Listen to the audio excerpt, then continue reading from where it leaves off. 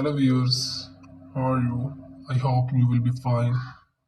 So we are discussing a topic on computer vision. So let's start. Starts with definition of CV.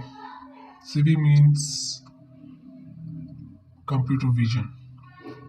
A computer vision having multiple subdomains, subpart of AI, machine learning, and data mining.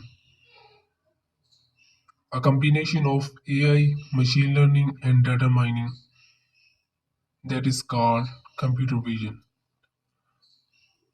Last, real backbone of AI. So, abbreviation used in this topic, that is AI stand for artificial intelligence, ML stand for machine learning, DM stand for data mining, and CV stand for computer vision. Thank you for watching this video.